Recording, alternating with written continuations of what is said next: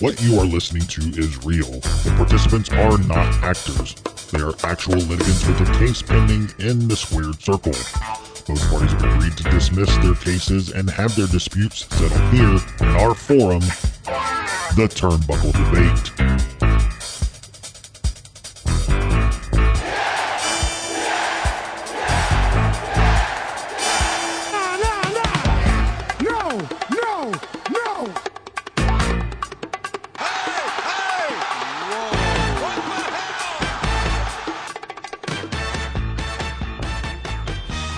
Hey everyone, welcome back to the Turnbuckle Debate. We have a new set of 3 questions for you, and we're gonna have some fun. My name is Sneed. I'm Chad. And I am the OG Fit Kid, the staple of the Turnbuckle Debate, Thomas Montalto. And we have a special guest on the show today. Today we have from Pyramid Wrestling, Mike Belcaster. How you guys doing, is it? You guys... Belcaster. Belcaster, man. Hell yeah. Welcome to the show, Mike Belcaster. Appreciate you guys having me, man. I'm excited to be here. Yeah, we're pumped to have you on, man. Not only are you a collector and a fan of wrestling, but you're also a House Core family. Oh yeah. Yeah. For sure. And a Pod Foundation member. Member. Got to represent the fam, you know. We have a lot of bondage over here. Yeah. Tell us a little bit about, for maybe some of the listeners that don't know, tell us a little bit about Pyramid Wrestling. Yeah, man.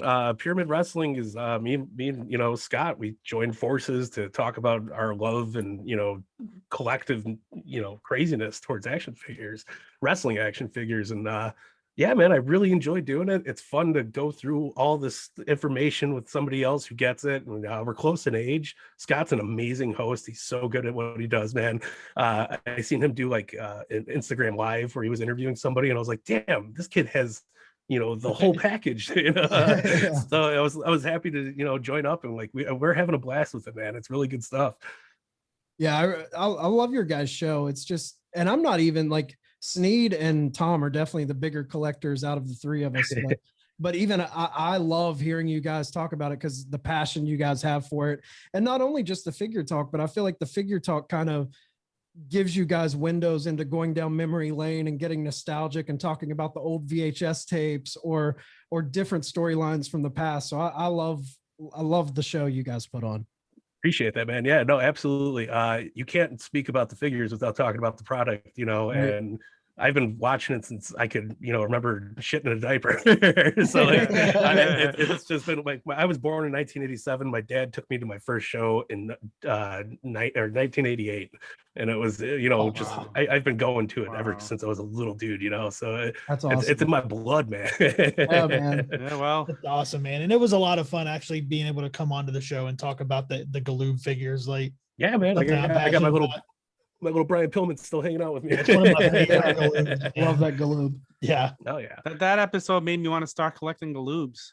Yeah, you're telling me. I was looking up lots like that day. It was like, come on, man. When I heard it, I did the same thing. Yeah, no, I'm happy. Flea market season's coming back around. That's usually where I hit my golds, Heck yeah, man. So I can't wait for all that fun stuff to be like kind of kicking back in and getting back to a little bit of normality, man. Yeah. I feel like after missing a year of flea market season, that this one coming up is going to be very bountiful. Yeah, imagine look at all the stuff people bought in over the last year that they got to hawk up again. Exactly. That's true. All right, so we're going to get into the debate. So what we'll do is it's 3 questions. We'll run about 10 to 12 minutes each topic.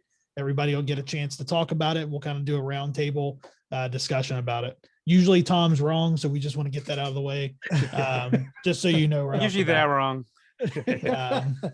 So Chad every once in a while agrees with me. Yeah, somebody's got to. I mean, isn't that kind of pity though? Yeah, he wants the pity. Yeah, the pity agreement. Yeah. So if you guys are ready, we'll get into the first topic. Let's do it. Absolutely, man. All right, so our first topic of the evening is it time for AEW to move on from the Dark Order? You couldn't even wait to get the topic out of his mouth. He was so excited. I almost opened the show with it. I've been waiting Okay. on this. How long? I can't wait to hear Tom. On Oh, I this. can't either. So I'm going to All just right. say it. No.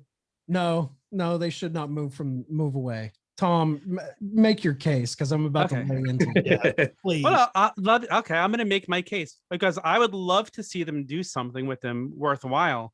But since the unfortunate passing of Brody, they haven't really utilized them in a way that they should. And there's a lot of really good guys in there. They're doing a comedy they were doing on Being the Elite, which worked when you had Brody coming in there and smacking him over the head with the paper. But I'd like to see them get a little tougher and not just it be Darby Allin giving them a title shot because he feels bad. Like, oh, I'm going to give you guys a title shot.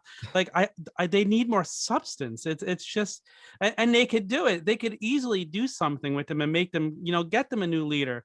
Like let them do the comedy stuff, but it works so well when Brody would smack him over the head with the paper. And that's what I'm missing with them. Like there's just, and it's such a good faction. I just feel like they're not being used up to their potential right now. So I would either like to see them come up with something really good for them or give these guys a chance to shine on their own. I mean, that's basically how I'm looking at it right now. So you want these guys to shine on their own. You say you want Oh, no, I John- would love for them to get a meaningful storyline together if they would do it. But right now it's just, they're just doing runnings and laughing at stuff Hangman Page says.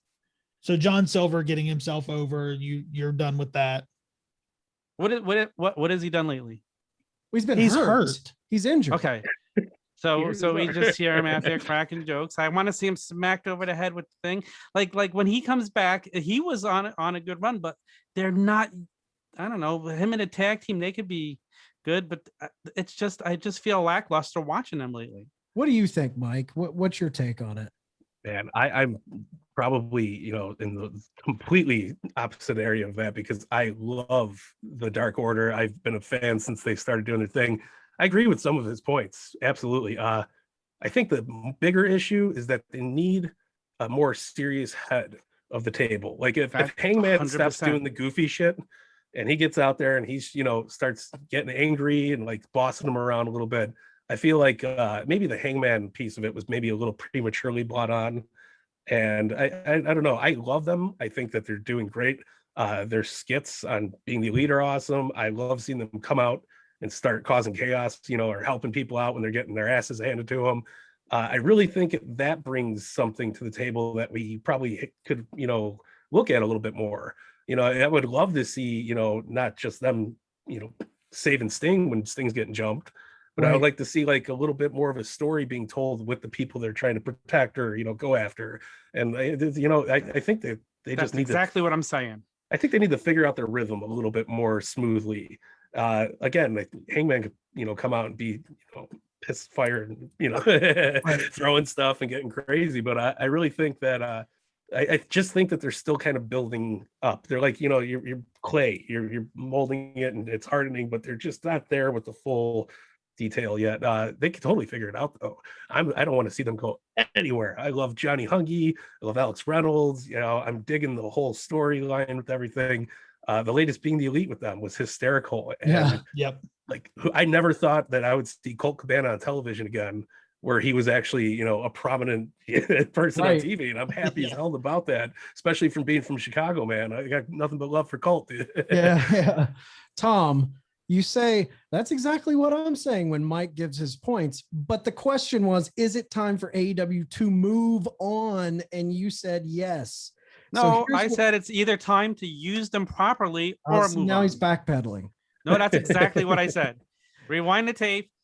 They I have know to you either said do that, but the something- question is, do we move on or not? And you said Yes. Yes. You in the text thread, you said yes. And we started the debate in there and we stopped. Well, you it told me to shut up in the text thread, but my point is I said Okay, it so here. continue it here. You said yes. Continue it. I got just a said it. roll I here. want them to be used substantially or to move on. here. Like they're not being used up to their capability. They Okay, can so be yes used or no. and Yes or shine. no. Tom, yes or no? Is it time for them to move on from them or not? Yes or no? That's the question. But it's time to move on if they're not going to use them substantially. If they're going to Since continue, riding. if they're going to, how about Absolutely. this? How about this? If they're going to continue to use them like this, then yes, it's time to move on. Okay, here's my thing.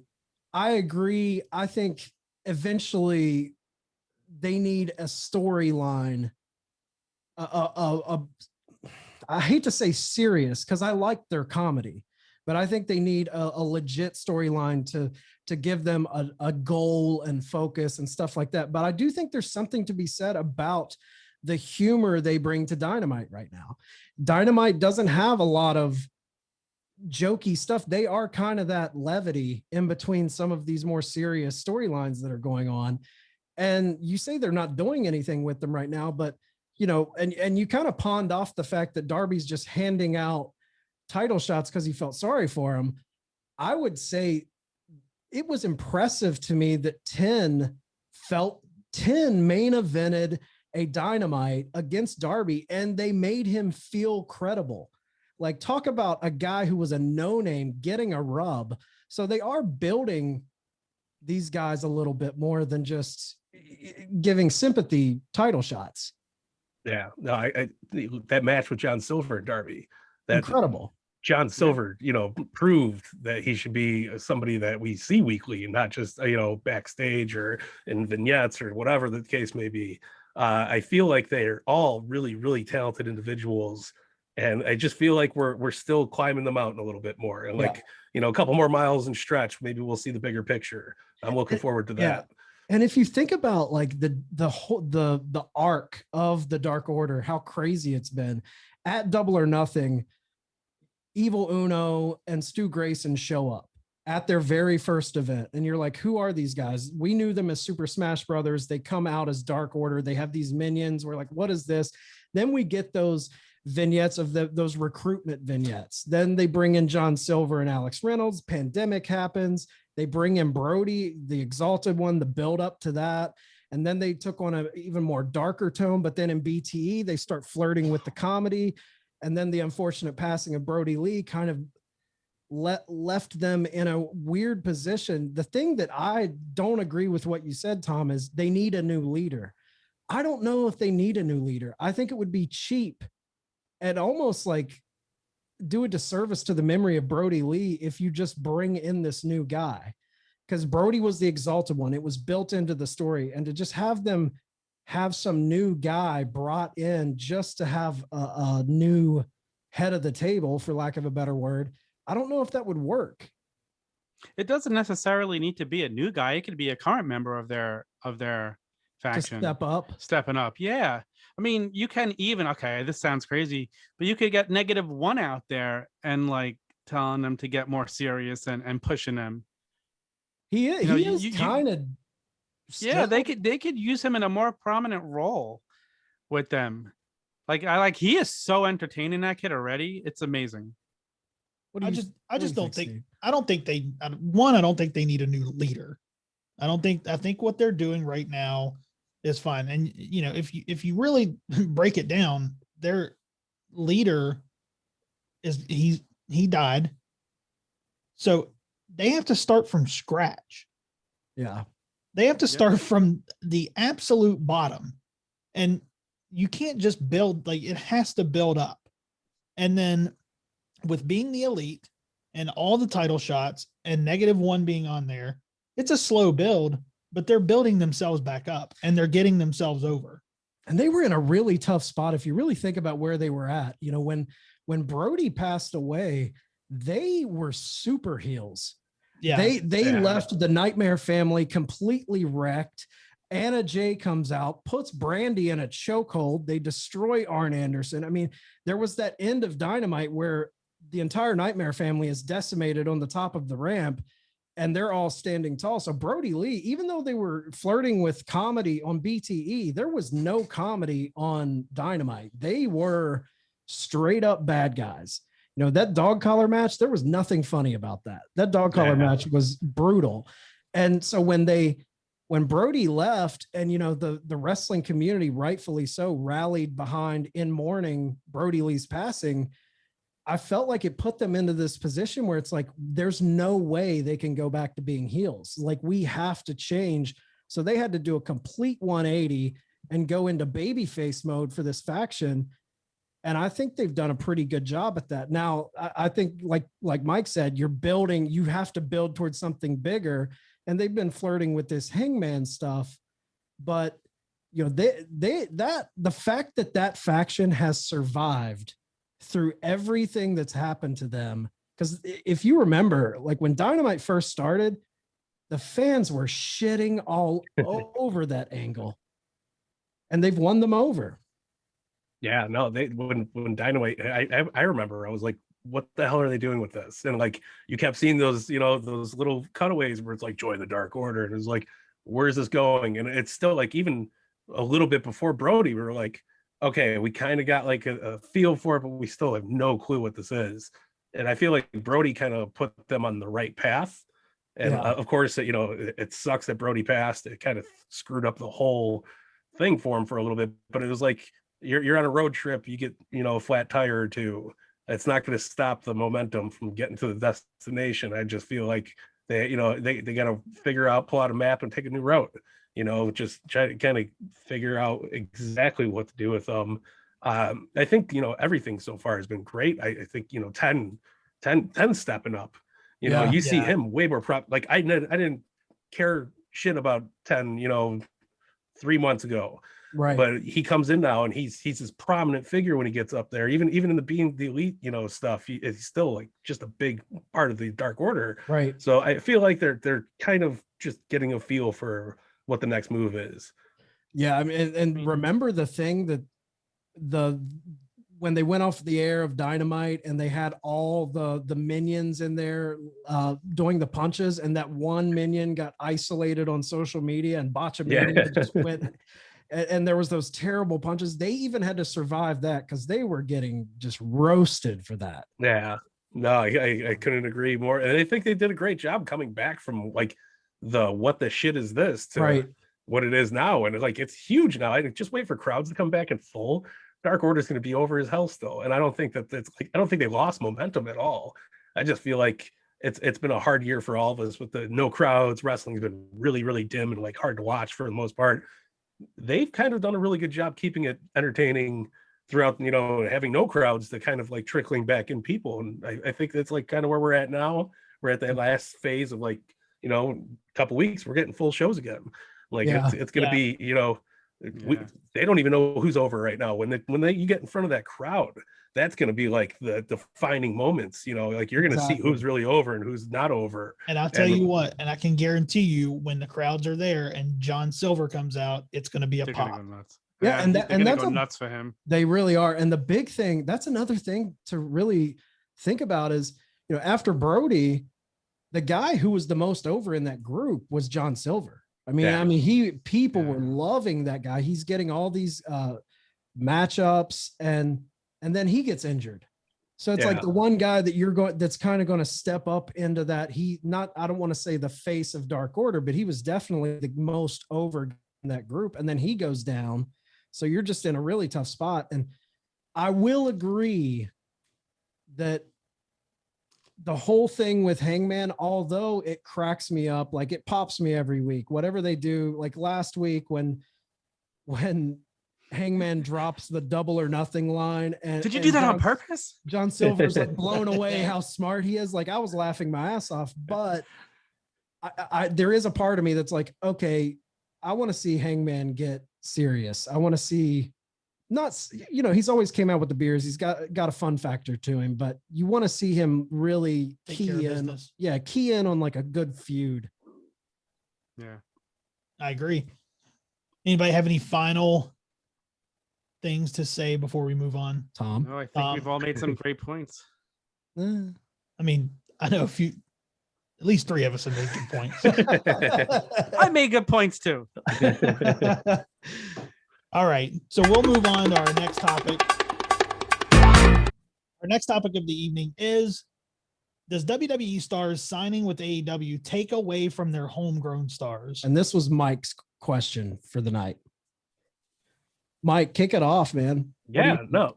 Every time, you know, you see the future endeavored list go up, you know, and like people start clamoring, where's, you know, so-and-so going? Samoa Joe is a good example right now. And even, I mean, Daniel Bryan just is kind of secretly disappeared for a little bit, right? Like, he hasn't popped up back on Raw. Right. But I feel like there's a lot of people that will always take the side of like, oh, you know, they're not using their own talent, and like they're TNA 2.0 because, you know, they're taking so and so out of from, you know, who just got fired and needs a job. Right. It's crazy to me that that's the mentality. I think I don't think you can hurt your own business by bringing in a bigger name. I always thought that's how wrestling worked. You know, if you bring in Samoa Joe to come in to fight, you know, Omega or shit, Hangman, anybody. Right. But like you could see programs, you know, happening, and is that going to really hurt what they're doing in the long run, or is it going to make more viewers kind of drawn to it, even if it's for just a moment? Like I know Christian, he hasn't been there for too long, hasn't done too much on television yet. They're utilizing him properly. You know, he didn't come in and win the title right away. You know, he didn't win a battle royal and was like, I'm, you know, going after Hangman and, you know, whatever Right. the case is. But yeah, I honestly don't think it hurts the business at all in a broader span point. I think fans get really agitated when, you know, and they have to prove their point. So like, Samoa Joe gets released, everybody says, oh, if Samoa Joe shows up at AEW, you know, they're TNA 2.0. I mean, look how long Joe was at TNA, but look how long he was at WWE.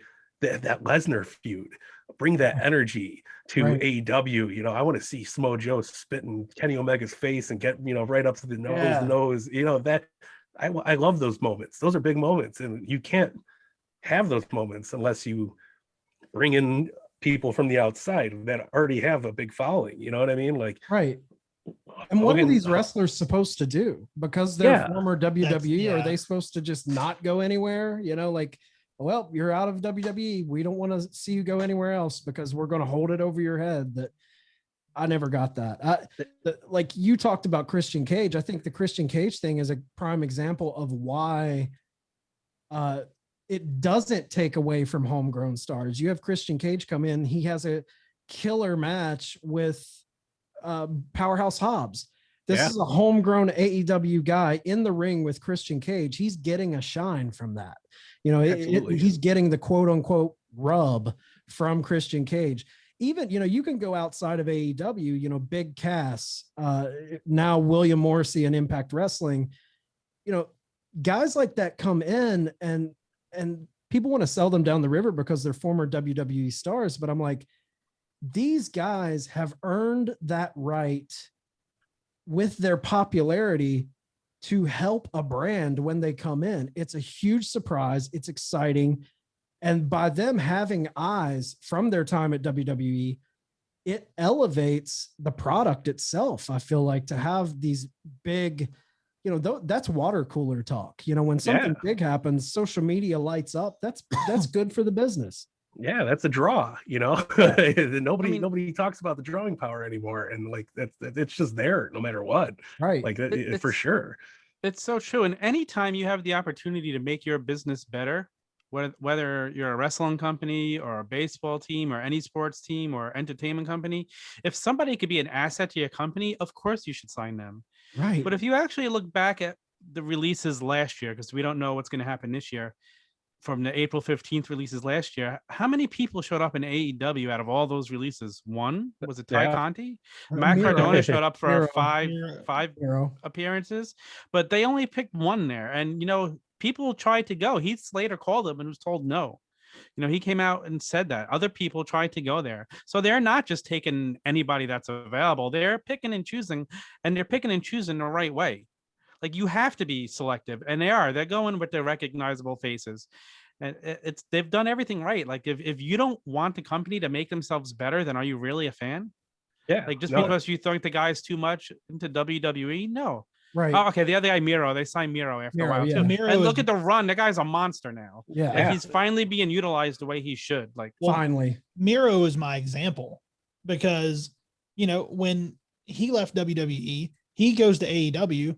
He didn't come in there and just start tearing it up and win titles.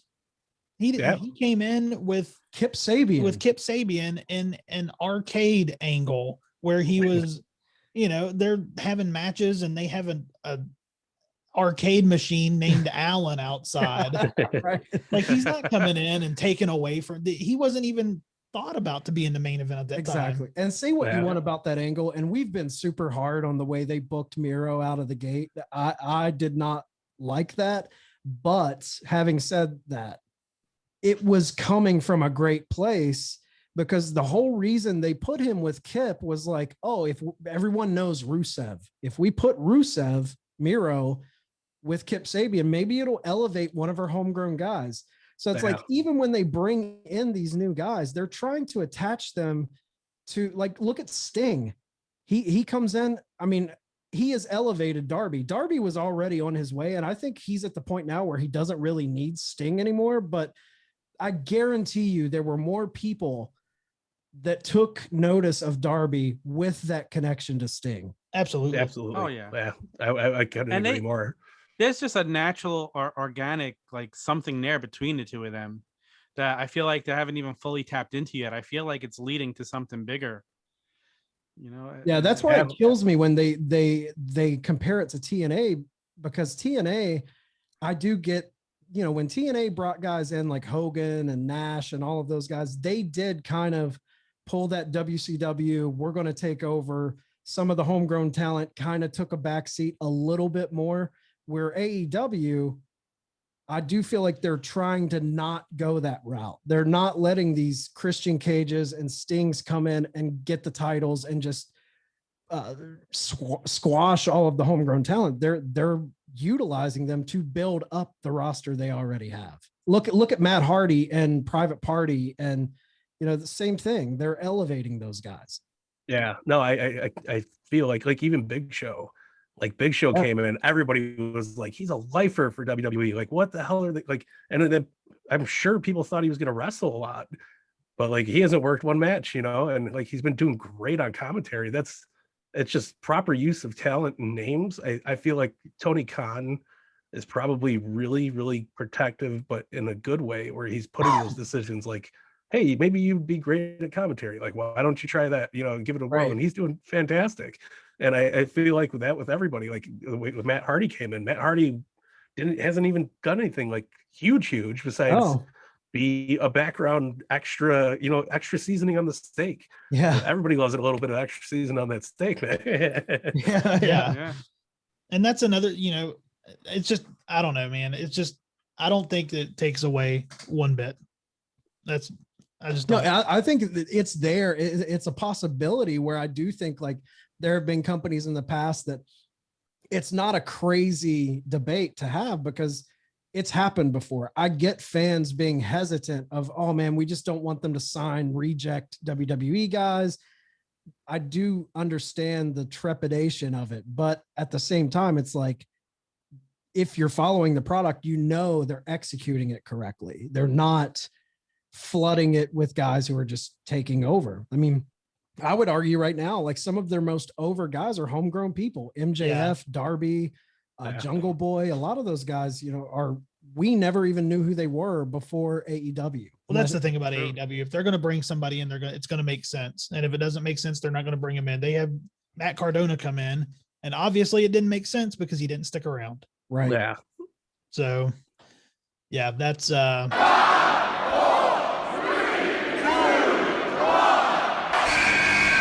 right. Does anybody have anything to wrap up on this one? Nope. All right.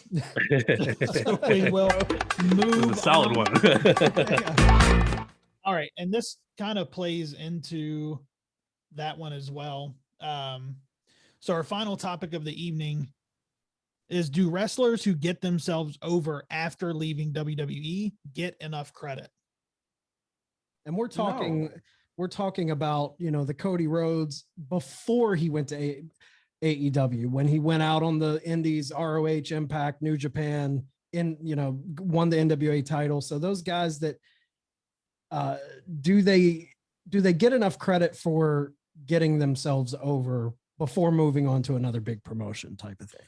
No, they really don't. And not only that, but guys who have never been in WWE, like the Bucks, like they deserve even more credit because they got themselves over without ever being on television here. Right. It was so popular. And Cody went around and he worked his ass off going from promotion to promotion and indies and going after every night like a guy who was just coming up. And there's a lot to be said that after being in WWE that you want to go out there and work that hard to prove yourself and make that name for yourself. It's not an easy thing to do these days.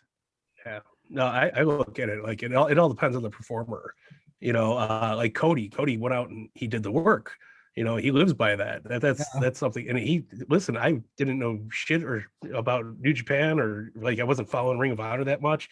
I had every subscription when they were at their hottest with them. Like I was following everything. I became a bigger fan of outside WWE than I ever been. And like it just shows how much work he put into getting himself, and not just himself, but wrestling outside of the bubble over. But like the same can't be said with like Enzo Amore, like you know what I mean? Like it's right. and no shading on anybody, but like you really have to put that work in if you want to get recognized and hold that status that you had while you were on a weekly, multi-million viewed episodic television show. And like it's like, look at actors, like when shows get canceled, like when was the last time you seen anybody from Lost on television doing something? It's you really have to put in that work and like keep putting that foot forward and stepping towards it. I don't think that the people that do it get enough credit by any means, but I feel like it's kind of now it's going to start becoming more of a bigger deal, seeing people like, well, I'm dying to know where Samoa Joe's go next. Like I can't wait to see, even if he goes to Impact, he might do some magical shit over there that might bring in some good viewers for Impact. Like I don't watch Impact like weekly, it's hard to follow, but I feel like they need more names like that to kind of solidify. Like the Rich Swann and Kenny Omega stuff was, it was excellent match, great watch, but like I can't see Rich Swann selling 1 million pay-per-views, and that is not a knock at Rich Swann, but the same with a lot of their other talent. How many times are we going to watch the Major Brothers wrestle each other and throw figures in the ring and suplex each other? And nothing against them either. They're a prime example of getting over after you get out of the business. They are kicking so much ass. They're huge, popular. Their Patreon, their Facebook group, they're over. They don't need a company necessarily even anymore. They're still putting in the work and making a good time for everybody who are a fan of theirs. I think it's all about execution. Yeah, I think it's a shame that fans there's kind of a running theme with a lot of fans out there where they will judge once a WWE talent will leave, they will judge that talent based off of their WWE career for forever. It's like they can't wipe that stigma. And with Cody, I think of that, they people talk, oh, he was Stardust, oh, dashing Cody Rhodes, he never got over. You're judging a guy by the glass ceiling that was put over him by Vince McMahon and WWE creative. And when he's outside of that, it's unfair to not allow that man to try and prove that stigma wrong. But to this question, I think people like Cody, Matt, and Brian, Mox. Look at Mox, man. Mox came, that Stone Cold interview. Everybody was like, Mox can't do shit. He's not worth our time. But he came out and like, you can't judge somebody by the limitations they're put on them by their their bosses, their the creative. Like if Mox said something that hit Vince the wrong way back then, that would have been, we wouldn't know who Dean Ambrose is. We'd be like, who the fuck is this guy? So it's just goes to show like there's talent there, but there's a lot to put up with that we don't know, that none of us will know unless we get a job with WWE. Writers, creative, higher ups than that. Like it's all it's a lot for us to not know about that they have to deal with. So like kudos to Mox. Mox is over his shit now.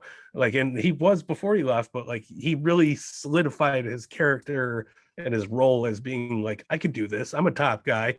I'm a badass. Like that's really like something that's not looked at a lot. Yeah, and even when Jake, even when Jake Hager, So whenever, so when Jake Hager showed up and he was on there with Jericho and people were chanting "We the People," Jericho just cut it off and said, "That's a stupid idea by bad creative." And no one's ever chanted that again. And it was done. Nope. And Jericho got a figure from that night. Jericho can control the crowd. Like anyway, he knew how to stop the watch chants, and most people couldn't. Like he's just in control. But wrestling is the best when guys are allowed to develop organically, and Cody never got that chance when he was in WWE.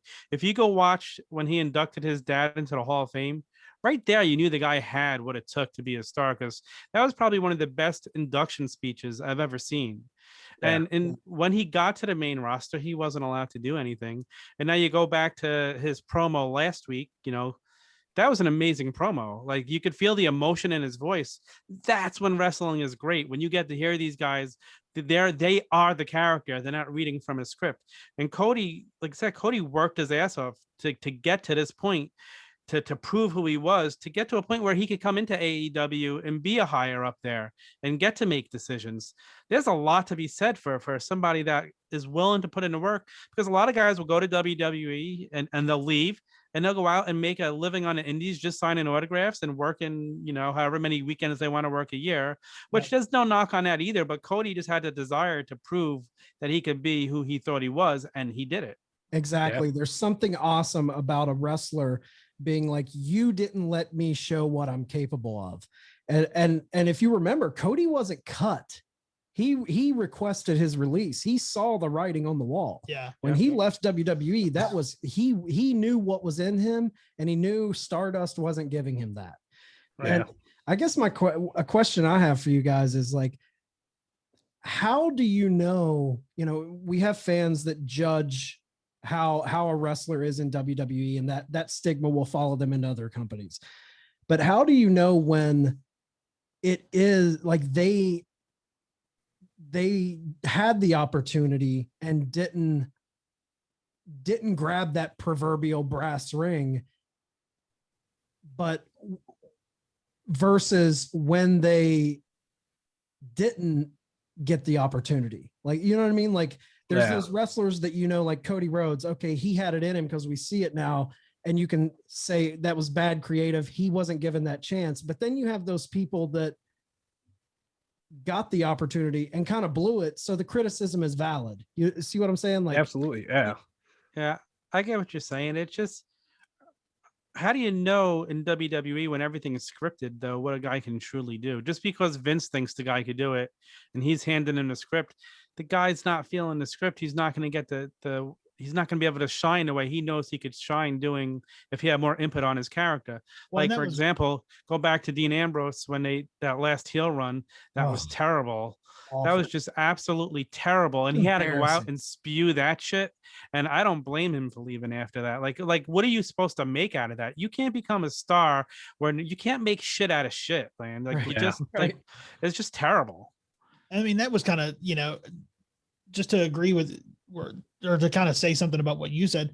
You said the best is. Oh, he had to go change the agree on. He knew he was saying he was going to agree with me, and he goes back. Well, but it's not really an agree. It's not really an agree. It's just, so you said that it's best when a wrestler can get themselves over organically. And how can they do that in WWE? There is no way in there. Yeah. Right, 100%. No, and look, Roman Reigns is a solid case for that. And like, I'm not hating on the man himself, because I know he's working his ass off, but like, we've been dealing with it for so long that I think that like the hardcore people that were against Roman Reigns are kind of just accepting that he's there and he's the top dog now. Yeah. And like, I think that's getting him over more than his actual work at trying to get over. Was like, he did everything in his damn power to do what they were telling him. Yep. And like, I kind of feel like, Paul Heyman helps the situation, but Paul Heyman doesn't talk as much as he used to. Not at all. Compared to as he was with Brock. Like, you're seeing Roman kind of mold up a little bit more and become what Roman should have been. Right. But like, I feel like it took, 8 years of just taking it in the mouth and just, we're hearing it all the time. And you're just like, shit, man. Like I was sick of watching him at every WrestleMania. How many Royal Rumbles did the man win in a row? Like I can't stress how much it was. But I felt bad when he got like booed out of the building after that Rumble win. I loved every minute of it. I hated Reigns. I mean, I didn't want him to win it. I just felt so bad for the guy. But like, what happens now if we go back to live shows in the first full arena and the chants just start going nuts for Roman Reigns? I think they're worried about that. Yeah. I was surprised that there was more of a cautiousness, and there probably was. That's again something we didn't see that was behind the scenes. But like with WrestleMania this year, I was praying that the crowd just went full blown heel, just shit on everything. And like, because I'm sure there's a lot of people that have been disappointed with the product as much. I don't know if you guys feel the same way, but it's just not quality stuff whole year, this whole past 12 months, 14 months, this was a hard pill to swallow. You could go every week further than that, go 3-4 years since they were in the ring and they promised to start listening to the fans. The product's been shit since then, really. The funny thing, the funny thing is the Thunderdome really is right up WWE's alley because they can control it even more. Oh, yeah, they pipe 100%. In the noise. Like talk about, because I think their main problem is everything's overproduced. Everything's so micromanaged. There's no free balling. There's no just organic nature to it. So the Thunderdome, they can control who is over, who is booed. It's scary, it's messy, man. No, nobody. I don't think that's another problem with like the Impact right now too. Is like those piped in crowd noises. Yeah, they work to an extent, man. But you can't have like at least WWE has people on in the background, right? Like like Impact is so hard to watch, and like the product's not even that bad. It's just their presentation is so just awful. But like WWE is like. To get back to like where we were with that, I feel like the wrestler or the persona needs to have a chip on his shoulder to learn like it's time to get over. Like I feel like that's like kind of what happened with Mox. Like Mox got all this shit shoved at him, and like he was already pissed off because of the Stone Cold interview, the way that went. And, like that was just a downhill type deal. But then when he got out of there, he was like, oh, it's time to like throw down, boys. Like, come on, let's get it. And like I feel like people respect seeing. The big middle finger to the boss. Like things don't change that far often from Austin McMahon. We want to see these guys sticking it to them and be like Punk. That's why Punk works so well, because he was fighting the system. Everybody loves Rage Against the Machine, man. That's what it's all about. You're so spot on. You're so spot on with that, because the guys that really get the Codys and the Moxes, they almost came out like, motherfucker, I'm going to show you what I do. Yeah. Like you didn't give me a chance. I'm going to show you. You got to have that fire in your belly. Yeah, absolutely. Jericho did the same thing. He's like, why should I go back there? What do I have left to do there? Like he did everything he could do. He didn't want to read from a script anymore. He wanted it to be fun again. Jericho had and he's like magic. And Jericho, he's essentially, when he left, he was like, I'm going to build a rival company, and we're going to show you that there's a true alternative.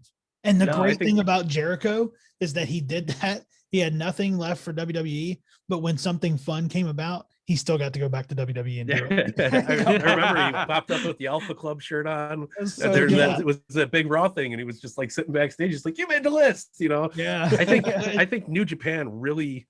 Jericho went there on I'm gonna go check out New Japan. Like, that's fine, we're not doing anything. And they're like, yeah, go for it. I don't think anybody thought it was gonna be such a big deal, right? But I think that pop when Jericho hit that, the video played, and it was like, I'm coming for you, and I think that was Jericho's like, oh shit moment. I don't need WWE. Like, I forgot I could do this, and I feel like that a lot of wrestlers forget that they can do that.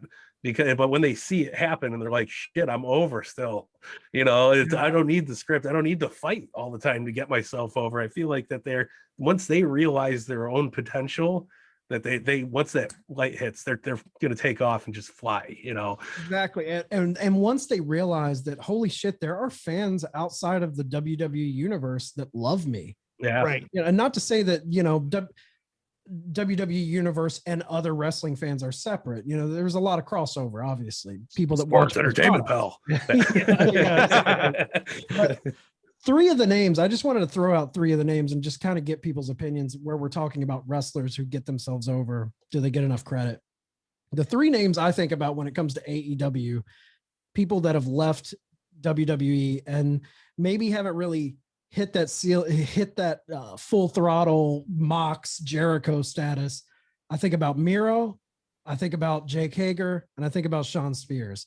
Are they better off now, or were they better off in WWE? I mean, I feel like Spears is about to take off. Like, although I felt that for years, but I feel like finally they're using him right. He seems like they're going to give him something to sink into now. Like the way everybody else is putting him over there, seems like he's finally going to get that shot to shine. Miro's well on his way to doing it, as we said earlier. We've seen. And Jake Hager, I could do without him, honestly. Like, he hasn't brought anything for me to AEW. That's just me. Well, I think the way I look at it, I think Miro just got his spark last week. Like, not yeah, he's been doing good, but that match was the best thing I seen. So good. Rusev, Miro, that was better than anything that and that showed how like smart AEW was for putting him in that position. Because I don't think anybody really thought like Darby was going to lose, but like it got to a point that was one of the best matches Darby put on too. Like that was so well. It was just a hell of a battle between both of them. Jake Hager, I think it'll come when it's supposed to come. I don't think he's at that point yet. You know, I could, again, like we were talking about with the Dark Order, but I feel like Hager's going to hit that moment where he's like, oh shit, the GPS was in front of me. And now I got to, take the route, because he's a bad motherfucker and I could see him get crazy, His MMA is great. Like if he just pulls out some of that energy and brings it to what he's doing and kind of gets away from the dark or for the inner circle, I feel like when he gets away from that, that's going to be his time to shine. He's young. He's still got plenty of gas in the tank. I totally see it happening, and at 100%. And Sean Spears too. I think they brought him in really good. I think after his feud with Cody kind of like leveled out, I think he got kind of lost in his own shuffle and like he didn't know what his character was. I feel like finding himself. Yeah, and then like with Blood and Guts, he comes back as the chairman. Everybody popped. I popped hard. And I was like, hell yeah! I was like, and like I feel like they're all still young. This is still fresh, and I feel like it's just going to start getting better and better as it goes on. It's going to be hard when they hit that point where everybody's so good. Where's the chip on the shoulder going to come on the AEW front? Because I feel like Tony Khan's such a good boss that it's going to be hard to like get somebody that works there. He's like, screw this, I'm not getting my time, I'm not doing it. You know what I mean? Like it's almost like that's going to be the test of time for AEW, is to see how good they can handle that. Like maybe that releasing WWE people is going to be what keeps fueling AEW's success, because they're going to get all these guys who are pissed off of dealing with that shit, and then they go in there and they prove themselves like that. I could see that working forever as long as WWE keeps doing what the hell they're doing. That's a great point. You mentioned, I never thought about that. Something that AEW may have to deal with in the future is their boss. They love their boss so much. Yeah, man. Will complacency become an issue? Yeah, and they're not pushed. I could see it becoming an issue, but not something that's going to break up the family. I feel like that there's enough outside, like you bring up people from the indies still, like there's a lot of talent out there. Wrestling isn't just Disney on Ice, WWE, right? There's so many people out there working. I've met a handful of guys that worked indies when I was working with a wrestling company here, and nobody knew who the hell they were then, but you got Dash Wheeler and you got John Schuyler, all these guys that I used to work with, and now I'm seeing them on TV, and I was like, that's the shit I'm talking about. Like so there's always going to be people with chips from a different block. So I feel like that can always be a continuous thing, like a good machine to keep going. That's what has me excited right now, is that there is so much wrestling right now going on between what you have televised, and then you have MLW, you have NWA, you have Ring of Honor. You could have guys switching companies, and dream matches again will start popping up, and eventually there'll be these big matches when these two guys finally get to clash. I think AEW has done a good job of that, bringing in people. Like it's just a really exciting time to see what happens with all these different companies. Which company is gonna take off the most and compete? Like Impact seems to be on the up again. Like it's exciting right now to be a wrestling fan and see all these companies. It's good to have a 100%. healthy pro wrestling community outside of just the WWE. 100%. Yeah, as a fan, I feel so happy to be excited weekly. Like we could all agree with that. Oh Yep. yeah, absolutely. yeah. And if you're one of those people who are sitting there online criticizing the AEW's booking compared to WWE's booking, just stop watching wrestling. Just stop right now. That's all I gotta say. I'll agree with you on that one. I feel like this is a topic we could probably sit and talk about Oh yeah, for hours. Yeah, Yes, absolutely. 100%. And we may be making a turnaround in WWE. I don't know if they had a lumberjack match the other night. Have Oh you guys yeah, seen- those zombies. Man, Oh they're really. yeah. God, Wow, think we're there's a turning turnaround. If they could just turn everybody into a zombie and the whole thing just goes away. that was bad. Or Miz. How about that one? Or Damian Priest. You leave Yeah, NXT for right. this shit. God, Uh, that's a yeah. topic for another day. yeah, right. Mike, we appreciate you coming on. We had a lot of fun. You can come on anytime you want. Honored, man. Well, Thank you guys. We'll Appreciate have it. you on all the time. Awesome time, man. Let everybody know where they can find you on social media. Yeah, man. I'm at Mike Belcaster. Basically, any place you need to find me that has an @ logo before your name. Instagram, Twitter. Yeah, man. Just find me. Super cool. I'll talk to anybody. Well, I'm always down for a good time. and that's they can find Mike on Pyramid Wrestling, and you guys are pretty much everywhere. Apple, Spotify. Yeah, no, we're making rounds, man. We're paying our dues. We're putting the rings together. We're making sound. It's So it's yeah, we're- definitely one of my favorite podcasts. The way you integrate the wrestling with the figures is like no other podcast out there right now. Yeah. So if you're a figure fan and a wrestling fan, you have to check it out. Yeah, and go check Yeah, the no, YouTube appreciate channel it. out. The YouTube channel Yes. is really well done. Scott does great with those videos.